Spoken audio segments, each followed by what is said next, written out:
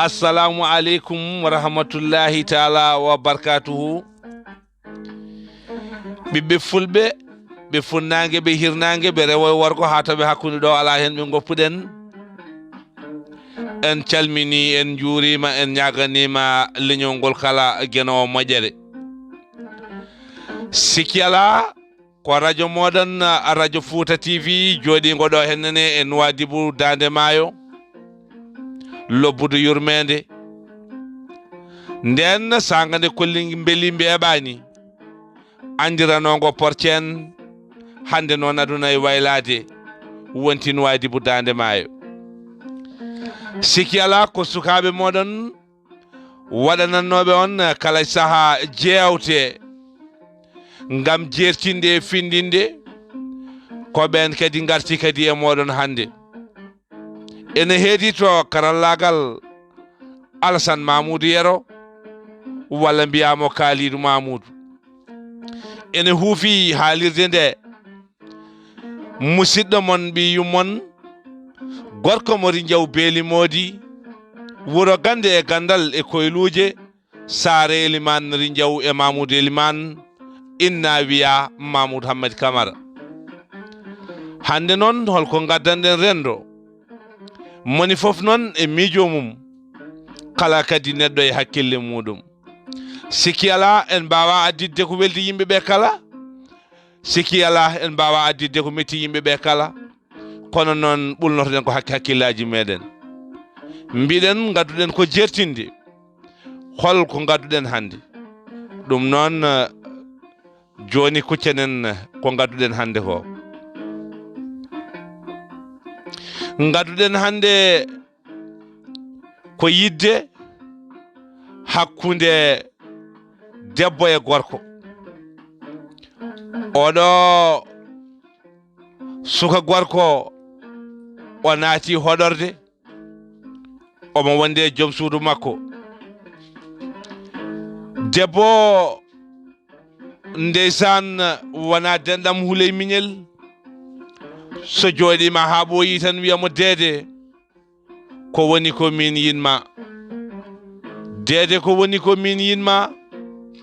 eɓe gondiri noon kala ko debbo on e gollo huccita e joom galle mum wiya Dede mbeɗa yinma yeeso sukaɓe ko Dede mbeɗa yinma yeeso mawɓe ko Dede mbeɗa yinma Allah resi en o reeni en kanko gorko o relima rafi cellal debbo wuuri wondu o antiri gorko hôpital wona rafi woni mayde neɗɗo ne rafe tawi mayani debbo to woni hôpital ɗo kanko gorko o wiya gorko deedoyam mbeɗa ñaagui jomiraɗo joom baɗe bawɗe yo geno junnu gurdam ma ngam wonde sukaɓe meɗen janggo ɓe naftoro gurnameje meɗen woto ɓe gon alyatimeɓe woto Allah waɗɓe wayeɓe joni ndeysan debbo ne woni e duwaw Allah waɗi gorko ummima e rafi cellal muɗum to gorko umme rafi cellal ɓe paati galle nde ɓe paatuno galle gorko o wi debbo bandiraɓe dokkodiren hakkillaji no feewi ko ɗo jogorɗen hanude darol ngol ma en gartu noon saabu jokkitoyde ngol o wi debbo o wimo konngol jolngol gila ɓooyi kutortengol hande e o saaha ngam to yimɓe goppimɓe yinma paate je t'aime debbo o wi gorko o wimo séeri o wi ɗum nam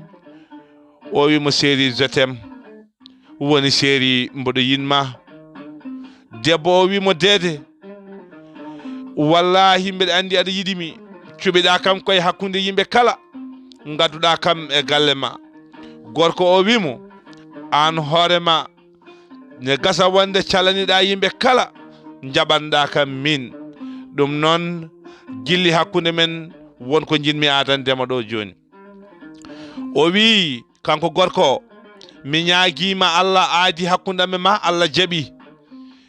holto kaltitten aadi o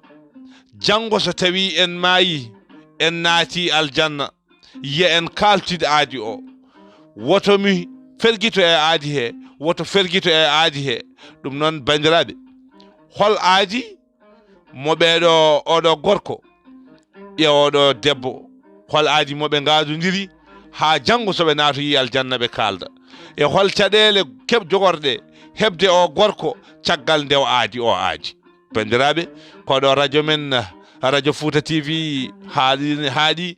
so Allah jaɓi kadi ma en ngar ngam jokkidde darol ngol hakkunde aadi o to gorko o noddi debbo o ngam aadodirde muɗum e hol caɗele peeñoyɗe caggal aadi ɗe bandiraɓe ko ɗo gaddaten miijoji meɗen hol caɗele aadi o e hol caɗele jogorɗe hebde caggal aadi o e holkoɓe gadodirta ko yowmul iyamati ɓe kaldoyta ɗum noon bandiraɓe ko ɗo radio meɗen haaɗi